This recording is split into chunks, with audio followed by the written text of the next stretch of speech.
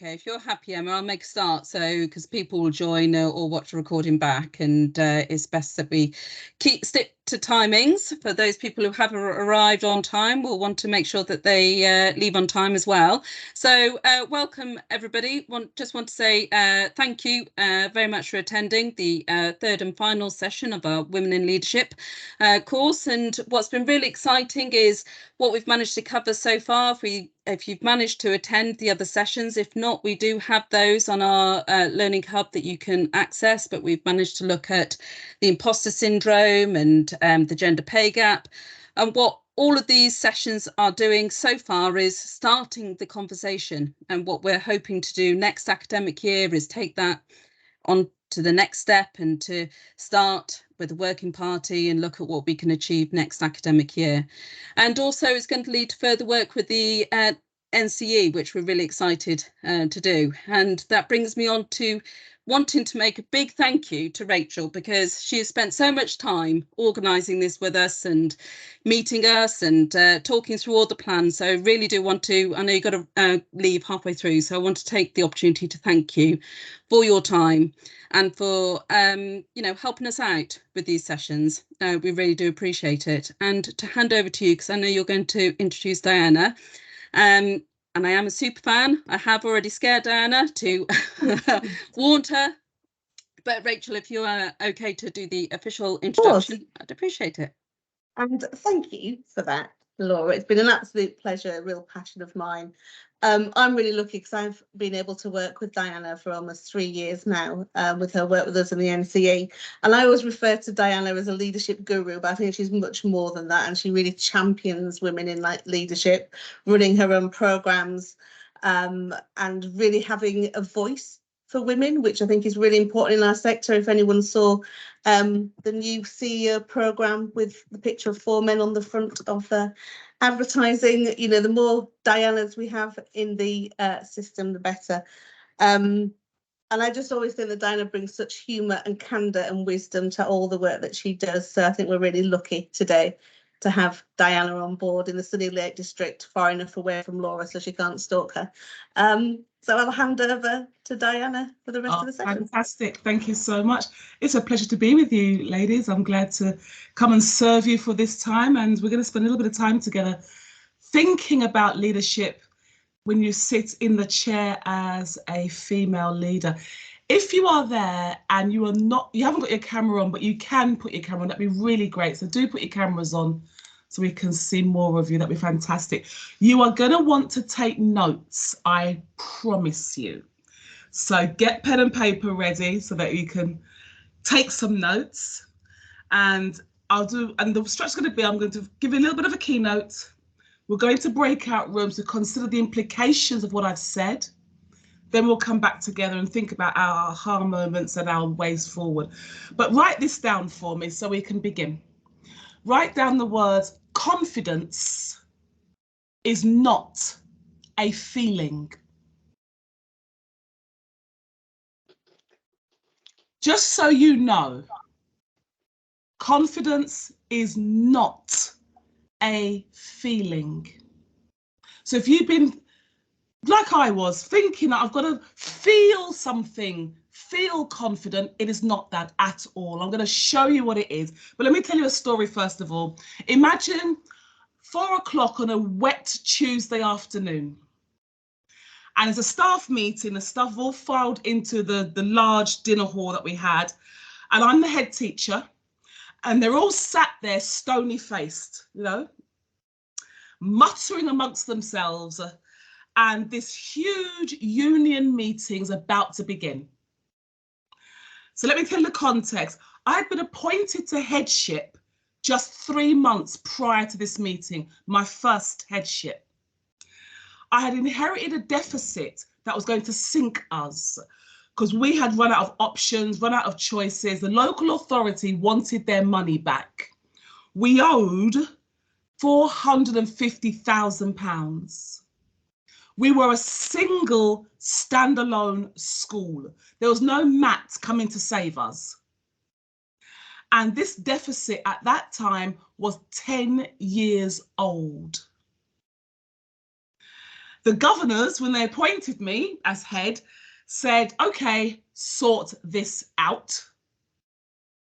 But the previous head teacher, who was a phenomenal leader, he had said to the staff on many occasions, we will never have redundancies at this school. Basically saying jobs for life. A promise that one should never be made and two cannot be kept because life isn't like that. So here comes Diana, this upstart of a woman. I'm 39 years old. So I am now the head teacher over people who've been teaching longer than I've been alive. And I come along and I say to them, after the Christmas, because I thought let's at least have one term where things are okay, I've got to start a redundancy program that goes across the entire school, and we will lose 10% of the workforce by the end of this year. That means one member from every single team in the school has to lose their job. So this meeting, Tuesday, 4 o'clock, begins. I am petrified. My heart is racing. My stomach feels sick. My hands are sweaty, and I'm standing in front of colleagues with whom I've been teaching and leading and serving as the deputy for over a decade. And I tell them what was promised never to happen is going to happen, and it's going to happen big. I tell you now, confidence is not a feeling, because I felt sick. That had nothing to do with my confidence. I felt scared. Again, nothing to do with my confidence. I felt alone, utterly alone. I looked for my senior team and they were across the hall. I'm on my own. But it had nothing to do with my confidence. Because if at that moment you had whispered in my ear, Diana, I've just put £1 million into your account. Idris Elba's waiting outside in a car to take you to your new life. You're going to be Mrs. Elba, right? I guarantee you the feelings of nausea and stomach sickness and scared would have gone in an instant. I would have done that meeting and run off into Idris Elba's arms. But imagine this now. If they had said, Diana, Bozo the clown is waiting outside to marry you. You're going to be Mrs. Bozo. I don't feel good about being Mrs. Bozo. So has my confidence gone? Because my end result is to become Mrs. Bozo? Or is my confidence here because my end result has become Mrs. Elba? Come on now. What has happened here? Do I feel confident to do the meeting because Idris Elba's waiting outside? Am I less confident because Bozo the clown's waiting outside? Confidence, is that a feeling that comes, or is it something else? Here's what it is. And when I worked this out, it changed everything for me, and it can change everything for you as well. Confidence is a state. It's a position. It's a state of being clear-headed. You are sure that your hypothesis or your prediction is correct, that your chosen course of action is the most effective, that you trust in what you are saying. Think about what I'm saying here. You trust that you are making the right decision. Your confidence is in that. You trust that you're having the best course of action. What is it that gives you this confidence? This feeling good, this feeling empowered. You feel it's right. No, it's not a feeling. Here it is. If confidence was predicated on how I feel, then my confidence will be like this, a roller coaster. Because how I feel depends on what deodorant I'm wearing and whether my deodorant's working or not. My feelings can change if I've got on a particular pair of shoes. You know those shoes that you wear to work that make you feel like $1 million, a particular outfit? You can manipulate feelings. If I get up and it's absolutely tipping down with rain and it's sports day, my feelings of a confident, great day, I've gone out the window. But if I wake up and it's sunny, my feelings change. Feelings will betray you. They are easily manipulated by you and by other people. That's the thing. Easily. Not being malicious, but other people can manipulate how you feel. And if you link your feelings to your confidence, it will manipulate how confident you are. I mean, think about it. The media will tell us, spray L'Oreal into your hair because you're worth it, and you will feel confident. You get men who will spray Lynx, you know, Lynx Africa or Lynx, spray it all over themselves. And the advert says, wear Lynx, and the women will come flocking at your feet. So they wear it, feeling confident that they smell so good that we will flock to them. It's a myth. You can have feelings, of course, that's fine. You should have feelings. They're valid and they have their place. But confidence is not a feeling. So if you feel happy, then you feel happy. If you feel empowered, then let that be so. But you don't feel confident. You either are or you're not. Do you get what I'm saying to you? It's a position that you take. You do not have to feel confident in order to be confident. That's the key. So what I want you to do is write this down. Divorce your confidence from your feelings. Divorce them. Instead, link your confidence to your actions. Let those two things get married. Confidence and feelings, divorce. Confidence and my actions, get married. It's not just your actions though, it's your actions that you've taken prior to the day of reckoning. Let me illustrate it for you. Now I'm in Lake Windermere and I think I've got some sort of training thing over here because there's jets that just go straight past at the sound of at this really, really weird sound. So if you can hear, that's what that is. I've been trying to lose weight for about 30 years. Anybody with me? So it's the same 4 kilos that come on, go off, come on, go off, right? But imagine this scenario. It hasn't happened yet, but let's just play along. For a whole week, I go briskly walking every day for an hour. Again, just imagine, right? It's not happened, but imagine. For a whole week, I eat 1,800 calories a day. Again, stretch your imagination with me. I do those two things for 7 days straight. When it comes to Weight Watchers weighing day, we have to go and weigh yourself in your pants in front of people you don't know, behind some screen. Am I confident to step on that scale, knowing that I've lost weight? Yes, because I've only eaten 1,800 calories a day for 7 days. I've walked briskly for an hour a day for 7 days. So I don't know how much weight I've lost, but I can step on confidently knowing I've lost weight. Why? And here's the thing.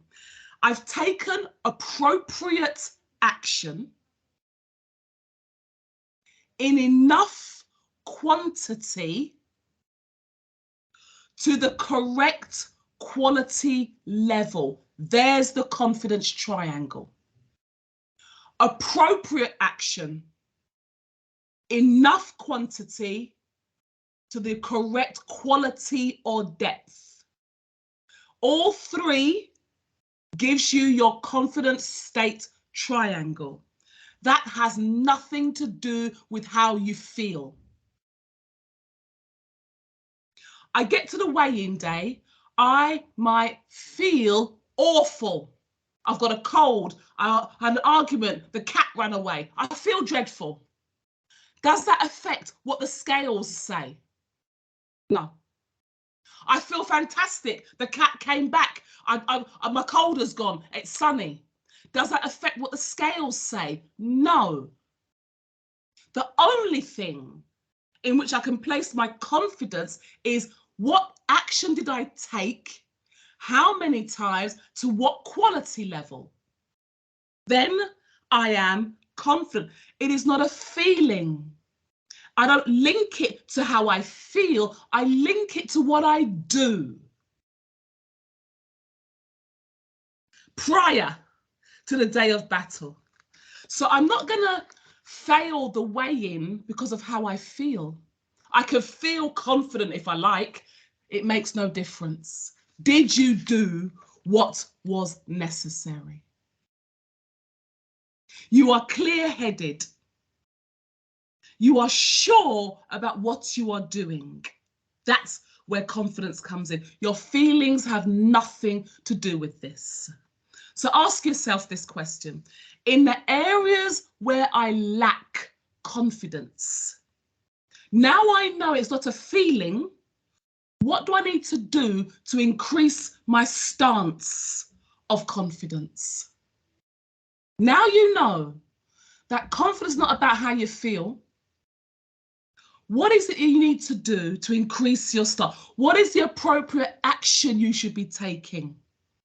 In what amount, to what quality or depth? Building your triangle.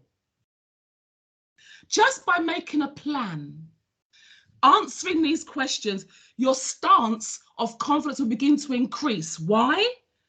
Not because you're feeling better. Actually making a plan is part of building that triangle. You're taking appropriate action just by making a plan. Here's the extra win. You do feel better. You do feel happier. You feel empowered because you've taken action into the stance of confidence. But we don't build our confidence on those feelings. They're lovely, fluffy, enjoy them. They'll be gone soon because when you weigh yourself, you put on weight, those feelings have gone. Yeah? Here's the crucial thing again. Move first. Move and take action first.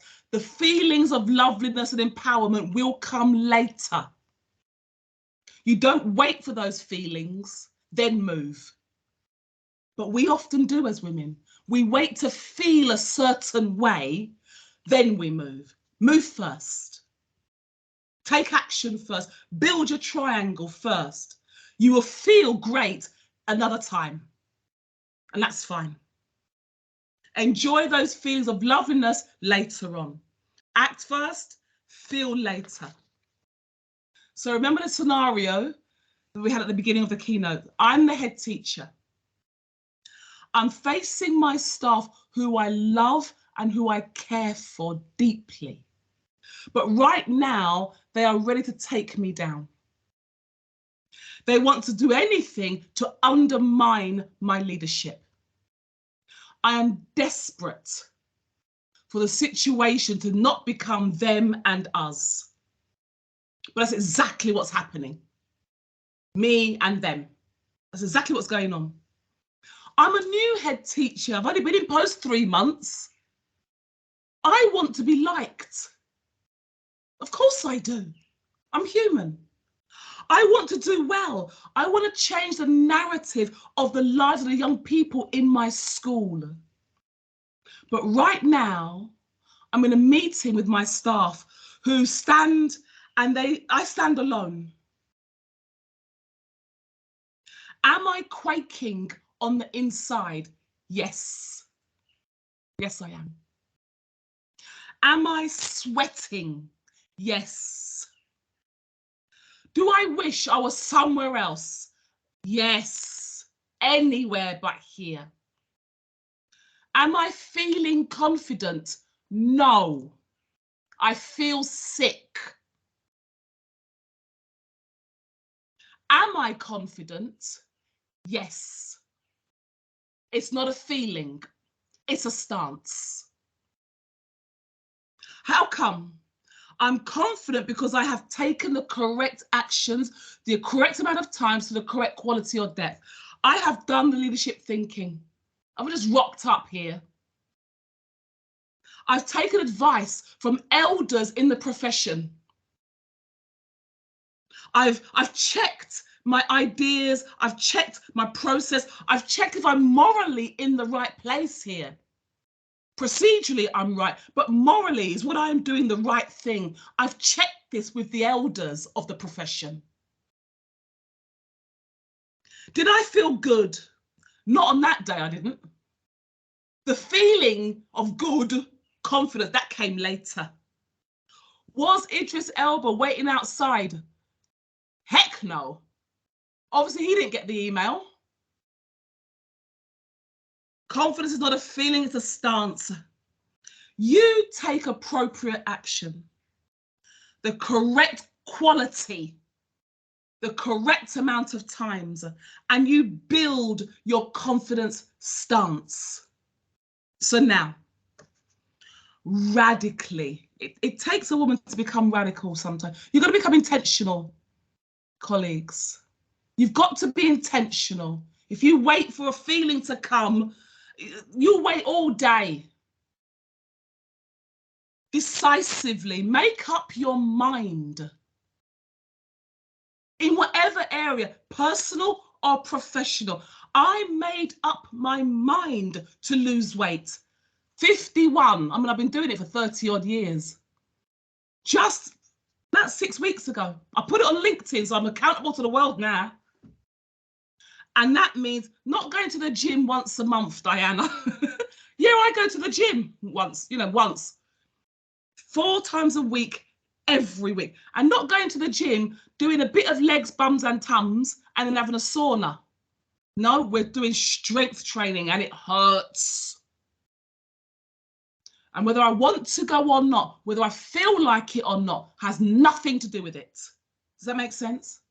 I am not waiting till I feel like going to the gym because I'll never go. I go. That's the action I take to the correct quality. Yeah? So be decisive, be intentional, be continuous. Don't make a decision and then drop it next week and then back to it the week after and so on. Continue with your program and be consistent. You would sack somebody if they built you a wonky wall. They used bricks, they used cement, but it wasn't consistent. It was just all over the place. You'd say, get out of here, I'm not paying you for that. But we accept inconsistencies in ourselves. I behave inconsistently. Some mornings I wake up, do what I want to do what I've got to do. Other mornings I wake up, I'm straight onto Facebook, laughing at stupid videos of cats dancing. Inconsistent. Take the action that will secure your confidence as a female leader, as a woman on the planet. Divorce it from feelings. Those feelings can be manipulated when somebody buys you nice perfume. Yeah? Link it to what you do before the day of reckoning. Okay. We've had a good talk. Well, I've talked at you for a bit. We're going to go into breakout rooms, but Emma, on my screen, I can see circles of people, and I'm assuming those are people who haven't got their cameras on. Yes, that's right. Yeah. So would they go into a breakout room with other people, or how will that work? Yes, so I've allocated breakout rooms to everybody. So there are four people in a breakout room. So when I open them, then they'll be out there. Yeah. Okay, no problem. All right, listen. As we're going to go into breakout rooms now for some time, here's the questions that I want you to explore with each other in the breakout room. Write these down. From what I have said so far, what are the implications of that for your mindset? I'll repeat that again. From what I have said so far, what are the implications for your mindset, for the way your mind works?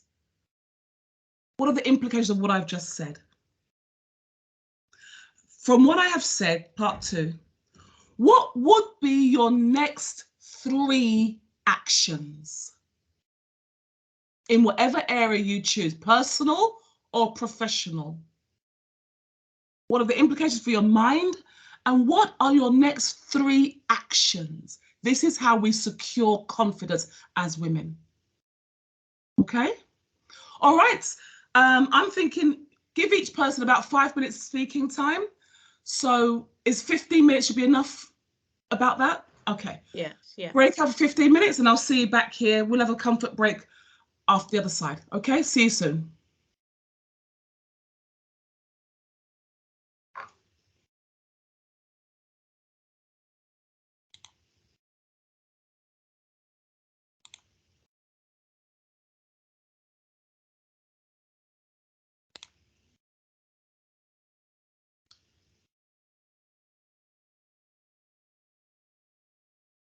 Okay. Yeah, it's just us 3 then here at the moment. So does it come back automatically after 15 minutes? Yeah, I'll do an announcement and then close the rooms in 15 minutes. All right. So if I come back at 4:45? Yeah, sure. Yeah. Okay. All right, then. I'll see you shortly. Yeah. Okay. Okay. Thank you. Otherwise, it'd be a bit boring for them to watch. Yeah. Sorry. Yeah, I'll stop recording. Okay.